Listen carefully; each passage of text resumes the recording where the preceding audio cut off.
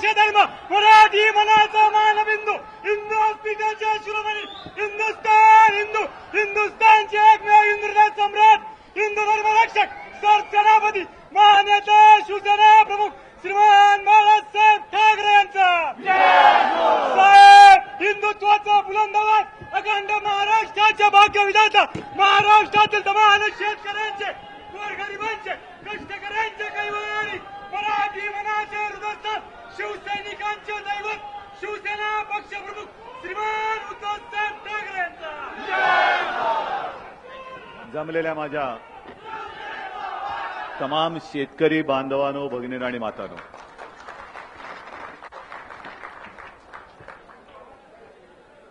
मी सर्वांना आपल्याला धन्यवाद देतोय. खास करून विनायक दादा आहेत, राजूबाई आहेत आणि सकाळच्या सत्रामध्ये दुःख भोगून सुद्धा वेदनानी होरपळून सुद्धा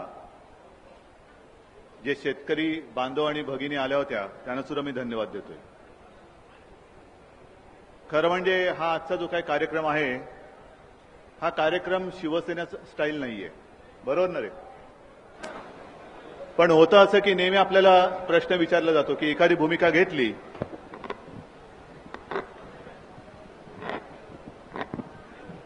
ते खालीच येते ते काय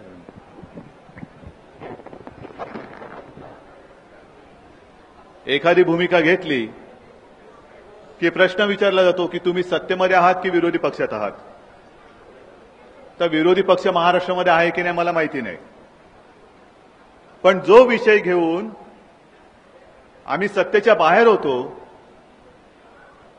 आणि त्यावेळेला आम्ही मोठी आंदोलनं केली होती, कर्जमुक्तीसाठी मोठे मोठे मेळावे घेतले होते, देता की जाता हे आंदोलन पूर्ण राज्यभर केलं होतं, दिंड्या काढल्या होत्या आणि सरकारला सळो की पळो करून सोडलं होतं.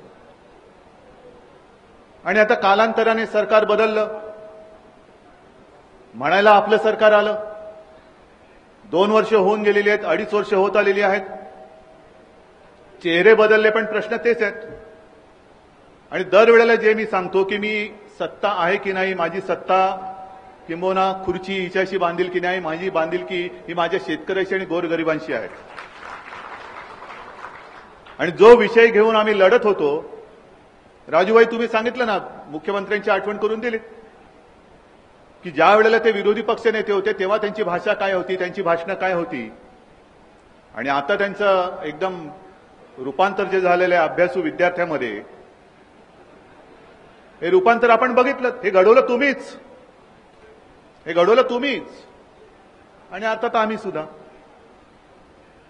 पण सत्ता आल्यानंतर भाषा बदलणारी आमची अवलाद नाही. सत्ता असली काय नसली काय आम्ही आहोत ते तसेच आहोत आणि तसेच राहणार. मगाशी मी सगळ्यांच्या व्यथावेदना ऐकत होतो आणि दरवेळेला एक ते शिवरायाच्या आज्ञापत्रातले एक नमुना देतात की शिवरायाचं आज्ञापत्र काय होतं की गरिबाच्या भाजीच्या देठालाही हात लागता कामा नये, शेतकऱ्याला सुद्धा कसं जपायचं हे शिवरायाने सांगितलं होतं.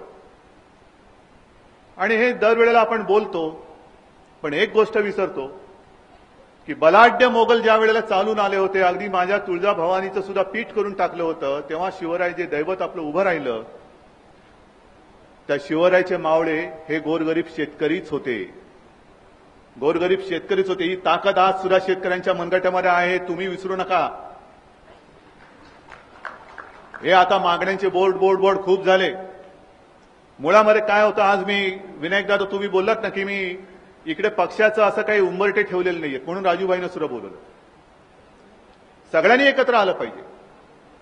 हे असं काही नाही की महाराष्ट्रामध्ये शिवसेनेचा शेतकरी वेगळा, राजू शेट्टींचा वेगळा, यांचा वेगळा नाही. महाराष्ट्र हा महाराष्ट्र आहे आणि महाराष्ट्राच्या शेतकऱ्यांमध्ये फूट पाडणारे आम्ही कपाळकरंटे नाहीत, अजिबात नाही. शेतकरी माझा सगळा एक आहे.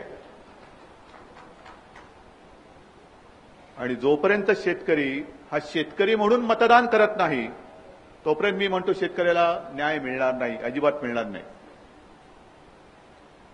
आणि मग सरकार बदलल्यानंतर हे विषय आहेत ते तसेच राहतात, आणखीन पुढे वाढतात. प्रत्येकाची स्वप्न वेगळी असतात. आताचे मुख्यमंत्री आहेत त्यांचं स्वप्न आहे समृद्धी महामार्ग, आनंद आहे. समृद्धी कोणाला नको असते? पण समृद्धी करणं याचा अर्थ असा नाही की जे आहेत सुखाने असतील की नाही मला माहित नाही, पण थोडंसं समाधानाने जगत असतील, त्यांच्यावरती वरवंटा फिरून आमची समृद्धी येणार असेल ना, तर हा वरवंटा आम्ही सरकारवरनं फिरवल्याशिवाय राहणार नाही. घ्या ना, बोला तुम्ही. जसं मी आज बोलतोय, मी आता तुमचं भाषण संपताना संजयला सांगत होतो की खरं म्हणजे मला आज बोलावंसंच वाटत नाही, कारण सगळं दरवेळेला आम्ही बोलतच असतो. शेतकरी कर्जमुक्त झालाच पाहिजे, झाला पाहिजेच, करणार कोण? मग काही जण सांगतात की शेतकऱ्याला कर्जमुक्त करणं हा एक म्हणजे काय तात्पुरता इलाज आहे. असेल, पण तो इलाज तरी करा ना, तात्पुरता तरी करा. बाकीचा इलाज कधी करणार तेव्हा करा. आणि जसजसं सरकार हे पुढे सरकतंय, एक एक गोष्टी पुढे येत आहेत. मी मुद्दामून हा एक लेख घेऊन आलो इकडे की मधल्या काळामध्ये रावसाहेब दानवे जे बोलले, रडतायत साले. मला शेतकऱ्यांना एक सांगायचंय, खरं म्हणजे माझ्या तळपायचे आग मस्तकात गेले, तुमच्या गेले की नाही? रडतायत साले. आता यापुढे माझा शेतकरी रडणार नाही, तो रडवणार आणि साल्यांची सालपटं काढणार. आता रडणारा शेतकरी महाराष्ट्रामध्ये दिसणार नाही. आणि मगाशी तो कुठे गेला शेतकरी विजय, ते आस्ती कलश घेऊन फिरतायत. ही काय महाराष्ट्राची संस्कृती, आपल्या शेतकऱ्यांची आस्ती घेऊन फिरण्याची ही वेळ महाराष्ट्रावरती यावी? जो माझा महाराष्ट्र एवढा समर्थ आहे की जो देशाला सुद्धा नाही म्हटलं तरी पीक पाण्यामध्ये देशाला पोचू शकतो, त्या माझ्या महाराष्ट्रामध्ये आमच्या नशिबी आमच्या आत्महत्या करणाऱ्या शेतकऱ्यांची आस्ती घेऊन त्याच्या कलशाच्या यात्रा काढण्याचे दिवस यावेत. आणि मग चीड इकडेच येते की सर्वे चाललेले आहेत. कसला सर्वे चाललाय? की जर का आता मध्यावधी झाल्या तर आम्हाला मतं किती पडतील, असं मला वाटतं भाजपचा सर्वे चाललेला आहे. कसला सर्वे घेत आहे? दिले ना तुम्हाला सगळं. आणखीन जर का तुम्हाला पाहिजे असेल तर मी आज जाहीर करतो, शेतकऱ्यांचं कर्ज माफ करा, तुम्ही मुक्त करा शेतकऱ्याला. मी माझे सगळे मंत्री बाहेर येतील आणि बाहेरून तुम्हाला पूर्ण मदत करतील. मी सरकार पडू देणार नाही. नको मला सत्तेची एक सुद्धा खुर्ची नको. तुम्हाला निवडणुका जर एवढ्यासाठी पाहिजे असेल की उरली सुरली सत्ता सुद्धा स्वतःला पाहिजे, मी आज तुम्हाला सत्ता देऊन टाकतो. निवडणुका कशाला घेता? पण माझा पक्ष किती मजबूत होईल? प्रत्येक मतदारसंघामध्ये 5,000ची फौज पाठवणार, 40,000ची फौज पाठवणार आणि निवडणुका पुढच्या कशा जिंकणार? फक्त एकच, गाडीवरचा दिवा विजला तरी डोक्यातला दिवा विजत नाही. यांच्या डोक्यातला दिवा जोपर्यंत तुम्ही विजवत नाही, ही दिवा स्वप्न जोपर्यंत तुम्ही नष्ट करत नाहीत, तोपर्यंत तुमच्या घरातला दिवा पेटणार नाही. हे शेतकऱ्यांनी पहिलं लक्षात घ्यायला पाहिजे. माझा पक्ष किती मजबूत होईल, माझा पक्ष सत्तेवर येणार की नाही, म्हणून तुम्ही सर्वे घेताय. शेतकरी का टाव फोडतोय त्याचा पहिला सर्वे घ्या. आणि म्हणून मी जे आज ठरवलं की याच्या पुढे फक्त एकतर्फी मन की बात आम्ही ऐकणार नाही. माझ्या शेतकऱ्याला सुद्धा मन आहे आणि त्याचं सुद्धा मन बोलतं आहे. ते बोलतं करण्यासाठी आज शिवसेनेने आज हे अभियान सुरू केलेलं आहे. माझा शेतकरी आता बोलेल. तुम्ही काय बोलताय? तुम्ही बोलताय त्या शिव्या शाप आम्ही ऐकत आलो. आता माझा शेतकरी, अरे याचं जरा जरी तुम्ही भलं केलं ना तरी हा महाराष्ट्रातला शेतकरी आहे, हा तुम्हाला शिव्या शाप देणार नाही. दिलं तर तुम्हाला आशीर्वादच देईल. ही याची संस्कृती आणि याची एक परंपरा आहे. पण तुमचं ऐकायलाच कुणी तयार नाहीये. आज राजूजी तुम्ही निघालेले आहात, क्लेश यात्रा तुम्ही काढता आहात. दुसरे शेतकरी संपावरती निघालेले आहेत. तिसरे शेतकरी इकडे समृद्धी महामार्ग रद्द झालाच पाहिजे म्हणून टाहो फोडतायत. प्रत्येक गावामध्ये ज्या वेळेला मी शिवसंपर्क मोहीम, ही खरी फक्त शिवसेनेच्या पदाधिकाऱ्यांसाठी आहे.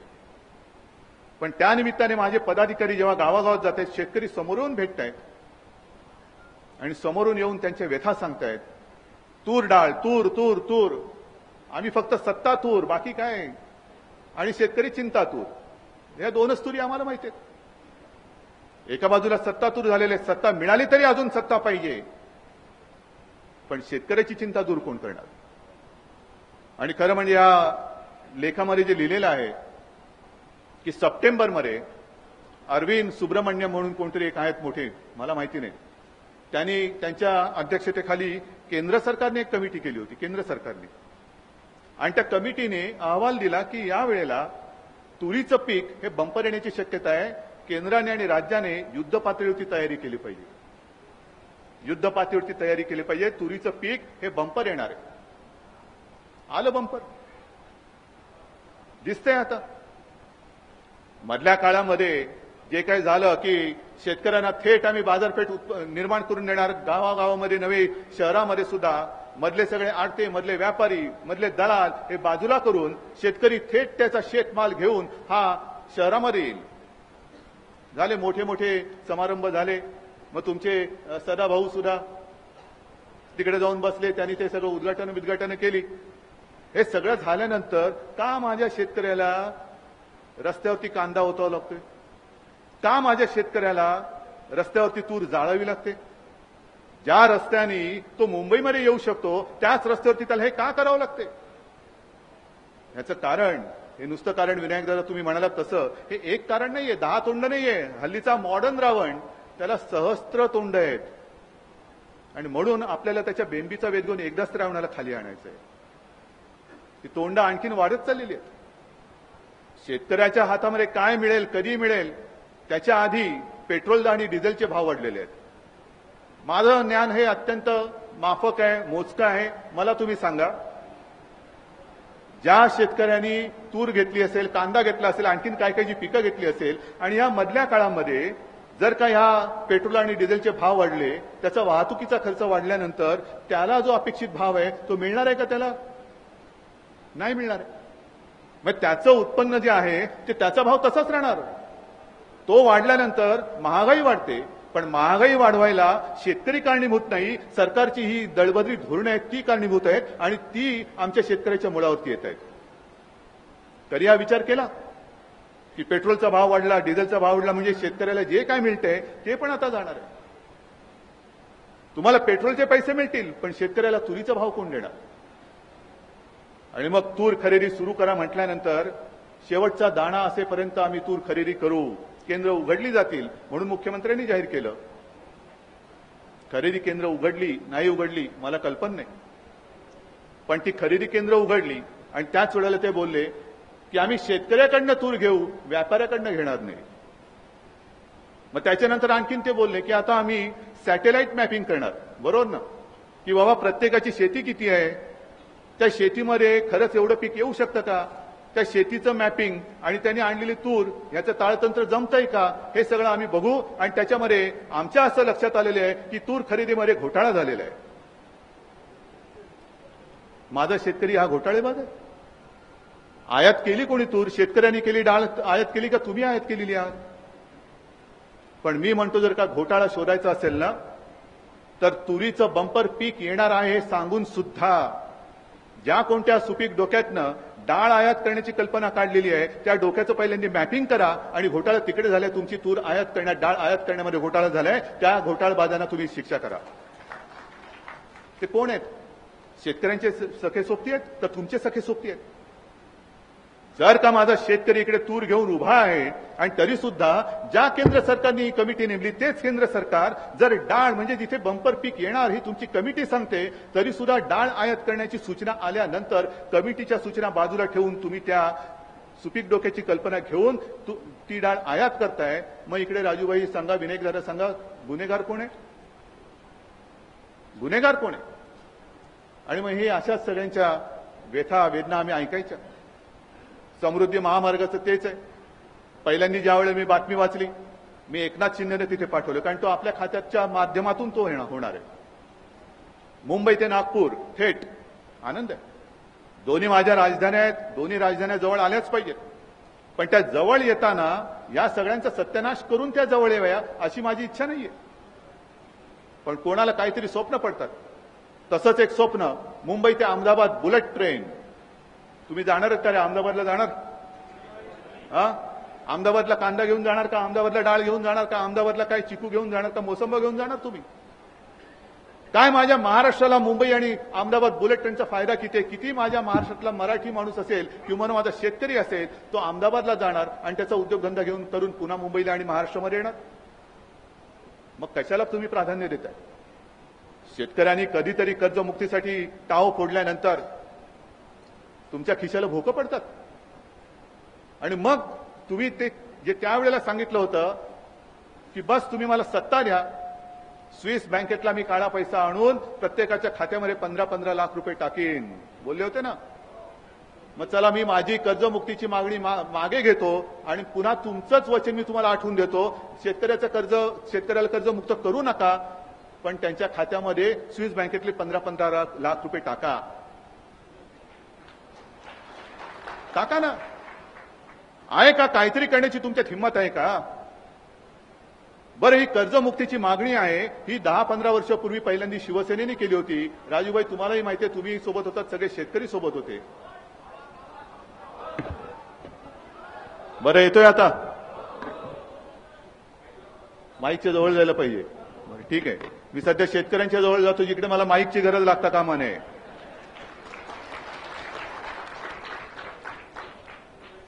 तर त्यावेळेला तुम्ही 15-15 लाख रुपये आणणार होतात, मग आता आणा आणि आता जे शेतकरी कर्जमुक्ती मागतायत त्यांच्या खात्यात 15 लाख रुपये टाका ना. नको करू नका कर्जमुक्त, तुम्ही 15 लाख रुपये द्या. पण शेतकरी तुमची भीक मागत नाहीये, एवढं लक्षात ठेवा. तुमच्याकडे भिकेला लागलो तो वाडगा घेऊन आलेला नाही, तो मागतोय, त्याच्या हक्काचं मागतोय. आज सुद्धा शेतकरी, मला कल्पना आहे की एका बाजूला कर्जमुक्तीची मागणी आपण लावून धरत असताना दुसऱ्या बाजूला आता थोड्या दिवसामध्ये झाला, हंगामाची सुरुवात आता झालीच, पाऊस आता येणार, अंदमानमध्ये आला, आणखीन इकडे आला, येत्या काही दिवसात पाऊस येऊन धडकणार, म्हणजे पुन्हा हंगामासाठी पेरणी आली, नांगरणी आली, सगळी खतं पिकतं सगळी आली, ह्याच्यासाठी पैसे लागणार. मग तुमचा शब्द आहे तो पुनर्गठन कर्जाचं. पुनर्गठन म्हणजे एक गाठ आहे, तिच्यात आणखीन पुनर्गठन, आणखीन एक गाठ येणार. मुख्यमंत्र्यांनी आणखीन एक घोषणा केली की मागेल त्याला कर्ज, पण पहिल्याचं नीट पुनर्गठन नाही झालं तर मागेल त्याला कर्ज मिळतं. जिल्हा बँकेत गेला तर तुम्हाला पैसे मिळतात, एटीएम मध्ये गेला तर तुम्हाला पैसे मिळतात. बरं, पहिलं मला सांगा, कारण काय झालंय की बऱ्याचदा असं वाटतं की आपल्याला काही कळत नाही. कारण नोटबंदी झाल्यानंतर 2 दिवसात पहिल्यांदा बोलणारा मूर्ख मीच होतो. मी तेव्हा असं म्हटलं होतं की नोटबंदीचा फायदा असेल, तुमचा हेतू उदात्त असेल, पण त्याचा त्रास माझ्या गोरगरिबांना होतोय, तो त्रास वाचवा आणि मग तुम्हाला कसं काय पुढे जायचं ते पुढे जा. मी बघितलं संपूर्ण एटीएमच्या समोर गरिबांच्या रांगा लागल्या होत्या. शेतकऱ्याला सुद्धा 2.5 लाख रुपये भरताना हे पैसे आणले कुठून, कोणाकडनं घेतलेस, कधीपासून आहेत, नव्या नोटा आहेत का जुन्या नोटा आहेत, ही नोट खरी आहे का खोटी आहे, या सगळ्या प्रश्नांची उत्तर तुम्हाला द्यायला लागली होती की नव्हती? तुम्ही गेला होतात की नाही बँकेत? मग हे जे काय तुम्हाला प्रश्न विचारतो याची उत्तरं द्यावी लागली होती. मग मला तुम्ही सांगा की ज्या शेतकऱ्याला मुळामध्ये इन्कम टॅक्स नाहीये त्याच्याकडे काळा पैसा कुठून येईल? म्हणजे तुम्ही त्याच्या पुढे जाऊन मी म्हणतोय कर्जमुक्त तर झालं पाहिजेच, पण तुमच्यात हिंमत असेल तर सांगा की याच्या पुढे शेतकऱ्याला सुद्धा आम्ही इन्कम टॅक्स लावू. नाही, कोण काय बोलतंय, जसं शेतकऱ्यांच्या समस्यांची 10 तोंड आहेत तशी शेतकऱ्याबद्दल बोलणारी सुद्धा सरकारमध्ये 10 तोंड झालेली आहेत. एक तोंड काय बोलतोय दुसऱ्या तोंडाला माहिती नाही, दुसरं काय बोलतोय तिसऱ्याला माहिती नाही, तिसरा काय बोलतो चौथ्याला ऐकू जात नाही. जर शेतकऱ्याकडे काळा पैसा नाही, कारण त्याला प्राप्तिकर नाही, तर तो पैसे भरताना त्याला तुम्ही विचारण्याचा तुम्हाला अधिकार काय? बरं, या सगळ्या प्रकरणामध्ये जिल्हा बँकांना टाळं. जिल्हा बँकेची निर्मिती केली कोणी, कशासाठी केली? ग्रामीण अर्थव्यवस्थेचा पाठकणा काय आहे? जिल्हा बँकेना टाळं लावलं तुम्हीच, कारण जिल्हा बँकेतनं भ्रष्टाचार होण्याची किंवा गैरव्यवहार होण्याची तुम्हाला शंका आली म्हणून तुम्ही जिल्हा बँका बंद केले. ते आजही बंद आहेत. तरी सुद्धा मार्केटमध्ये नोटा आल्याच, लाखो करोडच्या नोटा आल्याच, पण या नोटा जिल्हा बँकेतून आल्या नव्हत्या, तर ह्या नोटा मोठ्या तुमच्या राष्ट्रीयकृत बँकेतनं आल्या होत्या. लावताय, तुम्हाला हिंमत असेल तर त्याला टाळं लावताय, टाळताय. जी बँकेची नावं आली त्या बँकांना टाळी लावतायत. बँक मॅनेजरला तुम्ही शिक्षा करताय, घोटाळे शोधताय ना, भ्रष्टाचार रोखताय ना, तर मग शेतकऱ्याला का तुम्ही वेठीस धरताय? त्याच्याशिवाय त्याला जो पैसा देणारा जो एक घटक आहे किंवा अर्थव्यवस्था आहे ती जर का भ्रष्ट असू शकली तर त्याच्या व्यतिरिक्त जी यंत्रणा भ्रष्टाचार पसरवते तिच्यावरती कारवाई अजून का नाही झाली? पण तुम्ही प्रश्न विचारायचे नाहीत. प्रश्न विचारले का आमच्याकडे नवीन एक काहीतरी गारुड आहे की जे तुमच्यावरती टाकलं का तुम्ही गुंगून जाता, मग ती तुमची गुंग होते आणि पुन्हा आम्ही मतं देऊन मोकळे होतो. आणि ते दिल्यानंतर माज एवढा चढतो की तुम्हाला साले म्हणा, काही म्हणा, फटकवा, गोळ्या घाला, नाही तरी सुद्धा तुम्ही काहीतरी चांगलं कराल, मारा आम्हाला पण काहीतरी चांगलं कराल. या आता अंधविश्वासातून बाहेर या तुम्ही. शिवसेना आजपासून या अभियानाला मी मुद्दामून अजूनही आंदोलन हा शब्द वापरत नाही. आणि मला कल्पना आहे, मगाशी जे मी बोललो की ही जी काय पद्धत आहे ही शिवसेनेची स्टाईल नाहीये. बंद हॉलमध्ये शेतकऱ्यांचा हा मेळावा नाहीये. शेतकऱ्यांचा मेळावा होईल तो लाखोंचा होईल, लाखोंचा होईल, राज्यभर होतील. पण ही वाटेल कोणाला तरी छोटीशी गोष्ट, ही ठिणगी आहे, लक्षात ठेवा. ठिणगी छोटी असते, पण जर का ती भडकली तर वणवा पेटवते. उद्याचा वणवा पेटू नये असं जर का वाटत असेल तर आज या ठिणगीकडे लक्ष द्या. माझी इच्छा नाहीये वणवा भडकवण्याची, मलाही हौस नाहीये की महाराष्ट्रामध्ये काहीतरी अशांतता पसरवायची. पण जे धुमसतंय, जे मला समजतंय ते मी आणखीन शेतकऱ्यांना सांगतोय की बाबा आम्ही जे काय समजतोय खरं आहे की खोटं आहे हे तुम्ही तुमच्या तोंडातनं, तुमच्या मुखातनं एकदा सांगा. आणि म्हणून मला असं वाटतं की मी कर्जमुक्त होणारच, च हा शब्द लावणं गरजेचं आहे. कारण विनायक दादा, तुम्ही यशवंतरावांची आठवण सांगितली तेव्हा यशवंतरावांची संयुक्त महाराष्ट्राच्या वेळीची आठवण सुद्धा आहेच. तेव्हा आचार्य आत्रे म्हणाले होते की मुंबईसह संयुक्त महाराष्ट्र झालाच पाहिजे. आणि यशवंतराव चव्हाण मला वाटतं तेव्हा मुख्यमंत्री होते. यशवंतरावांनी विचारलं आत्रेंना की का हो हे झाला पाहिजे, ठीक आहे, च कशाला लावता? त्याला च तुम्हाला महत्व वाटत नसेल तर तुमच्या नावातलं च काढून टाका, राहतं काय ते बघा. आता जे काय राहील ते हातात घेण्याची वेळ या सरकारने आमच्यावरती आणू नये. नाही तर आम्ही तेही घेतल्याशिवाय राहणार नाही. पण झालाच पाहिजे. आणि त्या अभियानातून इथे शिवसेनेचे आमदार, खासदार, मंत्री आलेले आहेत. ज्यांना मी सांगितलं तुम्ही आता जे पुढचं अभियान आहे त्याच्यामध्ये आमदार, खासदार, मंत्री म्हणून वागायचं नाही. शिवसैनिक तुमच्यातला जिवंत आहे, तो जिवंत शिवसैनिक मला महाराष्ट्राला दिसला पाहिजे. साधारणतः हे अभियान 1 महिना मला चालवायचंय. कल्पना अशी आहे की महाराष्ट्रामधला प्रत्येक शेतकरी त्याच्यामध्ये सहभागी झाला पाहिजे. कारण आम्ही लढायला उतरू, एकदा लढायला उतरल्यानंतर मागे फिरणार नाही. तुम्हाला न्याय मिळून दिल्याशिवाय मी स्वस्थ बसणार नाही. मग तो समृद्धी मार्ग असो, शेतकऱ्यांची कर्जमुक्ती असो किंवा अन्य कोणतीही शेतकऱ्यांचे प्रश्न असो, मी एकदा शब्द दिला म्हणजे दिला. जी परंपरा आज माझ्या हातामध्ये काही नाहीये. अनेक जण जे माझ्याकडे येतात, आज सुद्धा इकडे अनेक जणांनी मला निवेदनं दिली, विनंत्या केल्या. मी सगळ्यांना सांगतोय की तुम्ही रिकाम्या हाताकडे सगळ्या विनंत्या केलेल्या आहेत. माझ्या हातामध्ये तुम्हाला देण्यासारखं आज काही नाहीये, फक्त देण्यासारखी आहे ती साथ आहे सोबत, आणि ती मी दिल्याशिवाय राहणार नाही. शेतकऱ्यांच्या सोबत कोणीतरी आहे हे सांगण्यासाठी मी मुद्दामून इथे आलेलो आहे. आणि म्हणून ज्या अभियानाची मी सुरुवात करतो आहे, हे अभियान म्हणजे एक तुमच्या शेतकऱ्यांच्या वतीने माननीय मुख्यमंत्र्यांना एक पत्र आहे. आणि या पत्राच्या पाठीकडे काही प्रश्न आहेत. आणि हे प्रश्न शेवटी सत्तेमध्ये असल्यानंतर आम्ही सुद्धा एक सर्वे घ्यायला पाहिजे की ज्या ज्या निर्णयाला आम्ही हो म्हटलेलं आहे, किंवा जे जे निर्णय केंद्राने आणि राज्य सरकारने घेतलेले आहेत, ज्या ज्या योजना, आता काल परवाकडे ते झालं, कुठे गेले ते संपावर निघालेले शेतकरी? मगाशी होतं ना इकडे तुम्ही, तुमच्यामध्ये सुद्धा फूट पडली ना. म्हणजे तुम्ही नव्हता विनायकदादा राजूभाई, हे विरोधी पक्ष हा आपला असा आहे आणि तो आमच्यावरती टीका करतोय की शिवसेनेने हिंमत असेल तर सत्ता सोडावी. अरे सत्तेवरती लाथ मारायला मला एक क्षणाची विलंब लागणार नाही.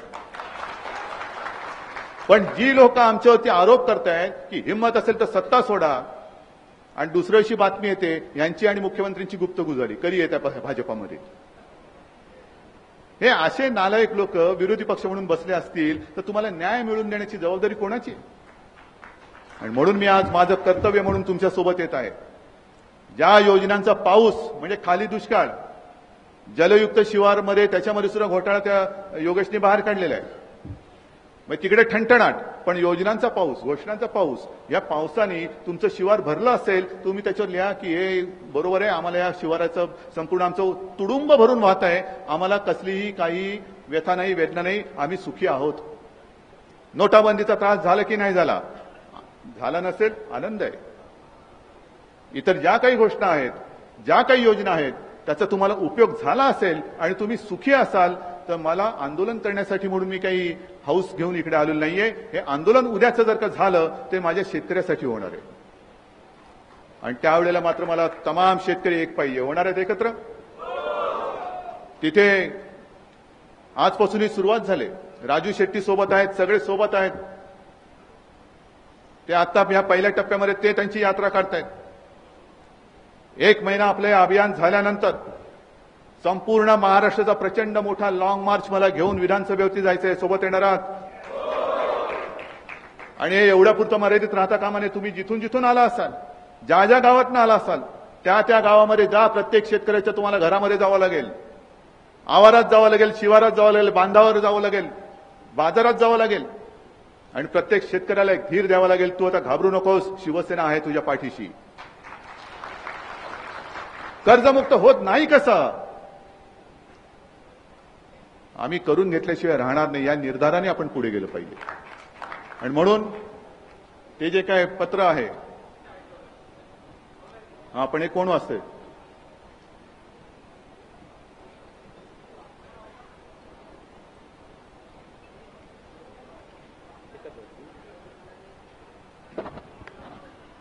मी कर्जमुक्त होणारच.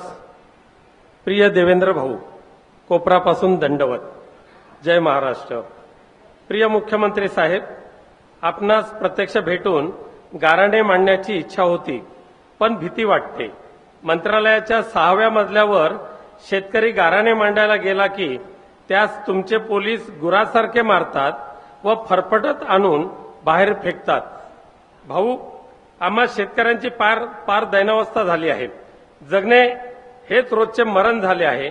अस्मानीचे संकट तर गेल्या 3 वर्षापासून सुरूच आहे. पाऊस नाही, पाणी नाही, गुरांना चारा नाही, तर पीक कुठे बरे आले झाले. द्राक्षे, मोसंबी, डाळिंब तरारलाय म्हणायचा तर अवकाळी पाऊस. गारपिटीने ते सुद्धा उद्ध्वस्त होते. कांदा, बटाटा, टोमॅटो, दूध रस्त्यावर फेकावे लागते इतका भाव घसरलाय. आता तुरडाळ पडली रस्त्यावर. हे सर्व कर्जाचा डोंगर डोक्यावर घेऊनच करतोय. भाऊ, पण कर्ज फेडायला शेतमालास भाव तर मिळायला हवा. कर्ज वसुलीसाठी बँकांचे पठाण घरात घुसले. जप्तीच्या नोटिसा दारावर चिकटवल्या. पोरींची लग्न खोळंबलीत. पोरांच्या कॉलेजच्या फीचे पैसे तुंबले आहेत. चुली विजल्या आहेत. न्याय मागायला तुमच्या दारात यावे तर साल्यानो रडतात कशाला, असे म्हणून लाथाच घातल्या जात आहेत. भाऊ, आपण विरोधी पक्षात असताना शेतकऱ्यांच्या संपूर्ण कर्जमाफीसाठी लढा उभारलात. म्हणून मोठ्या आशेने जुन्यांना गाडून तुमच्या सरकारला निवडून दिले, पण तुमच्या सरकारने आम्हा शेतकऱ्यांना वाऱ्यावर सोडले. भाऊ, तुमची जुनी भाषणं पुन्हा ऐका, पण आमच्या आक्रोशाने तुमच्या कानाचे पडदे फाटूनही न्याय द्यायला तर तयार नाहीत. त्यामुळेच एका हातात नागराचा फाळ आणि दुसऱ्या हाताच्या मुठीत जीव धरून संपूर्ण कर्जमुक्तीसाठी मी रस्त्यावर उतरायला निर्धार केलाय. मी कर्जमुक्त होणारच. आपला शेतकरी बांधव. त्याचबरोबर एक प्रश्नावली सुद्धा आहे. शेतकरी बांधवांनो, तुम्हाला जर जे पटेल त्याच्यावर टिक मारायची आहे. 1. शेतकरी म्हणून आपण सुखी आहात का? शेतीशिवाय आपले दुसरे काही उत्पन्नाचे साधन आहे का? पीक विमा योजनेचा तुम्हाला लाभ झाला आहे का? शेती करण्यासाठी तुमच्यावर कर्जाचा भार आहे का? कर्ज वसुलीच्या दबावामुळे मनात आत्महत्येचा विचार येतो का? पंतप्रधानांनी केलेल्या नोटबंदीचा तुम्हाला फायदा झाला का? सरकारकडे मागितलेले शेततळे मिळाले का? मागेल त्याला कर्ज या मुख्यमंत्र्यांच्या घोषणेचा लाभ झाला का? लोड शेडिंगचा त्रास सुरू आहे का? गेल्या 3 वर्षात शेतमालाला हमीभाव मिळाला का? सरकार निरुपयोगी ठरल्याची चीड मनात खदखदत आहे का? पीक विमा योजनेचा हप्ता कोण भरतं? तुम्ही.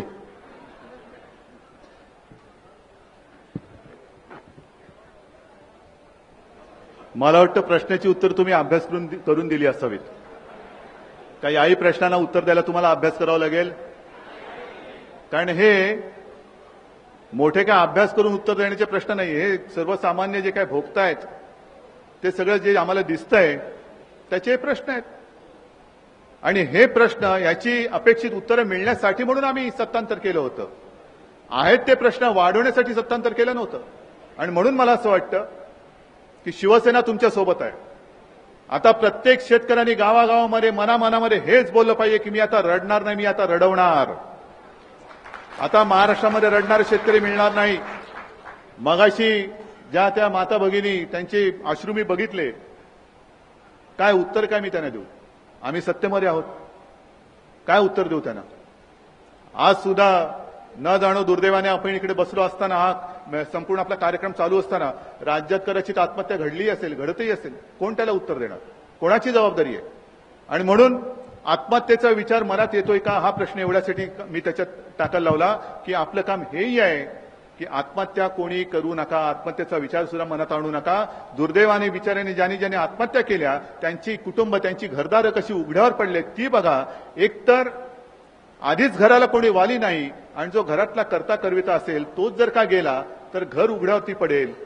म्हणून पहिल्या प्रथम शेतकऱ्यांना एक सांगा की आता कृपा करून लढू, आपण तुमच्या हक्काचं मिळवून देईन, पण आत्महत्या करण्याचा विचार तुमच्या मनाला सुद्धा शिवता कामा नये. आणि म्हणून मी एवढंच म्हणतोय की राजूजी तुम्ही सोबत आहात, आम्ही तुमच्या सोबत आहोत. समृद्धी महामार्ग तुमच्या ज्या काही मागण्या आहेत, लढणार का तुम्ही?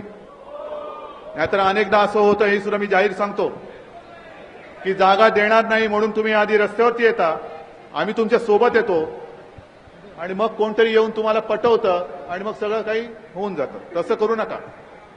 जी तुमची मागणी असेल त्या मागणी सोबत शिवसेना राहील. मग समृद्धी महामार्गाचा असेल, कर्जमुक्तीचा प्रश्न असेल, भारनियमनाचा प्रश्न असेल, आणखीन कसलाही प्रश्न असेल,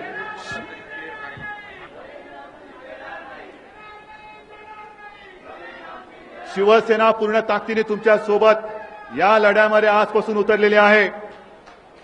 आणि पुन्हा एकदा सांगतो, जून पासून मी सुद्धा स्वतः ठिकठिकाणी शेतकऱ्यांच्या भेटीला महाराष्ट्रभर मी फिरणार आहे. ऊन असो, पाऊस असो, काही असो, जिथे जिथे माझा शेतकरी असेल त्या प्रत्येक ठिकाणी, बांधावर तर बांधावर असेल, प्रत्येक ठिकाणी मी शेतकऱ्यासोबत जाऊन बसून त्याच्याशी बोलल्याशिवाय राहणार नाही. पण आता मला शेतकऱ्यांनी एक वचन दिलं पाहिजे की तुम्ही आता सगळ्यांनी शेतकरी म्हणून तुमची वज्रमूठ एकत्र आवडणार आहात की नाही? ही वज्रमूठ जी आहे, ही वज्रमूठ आवडल्याशिवाय तुम्हाला न्याय मिळणार नाही. आणि ही वज्रमूठ, तिला न्याय मिळवून देण्याचं वचन शिवसेना तुम्हाला देत आहे. जय हिंद, जय महाराष्ट्र.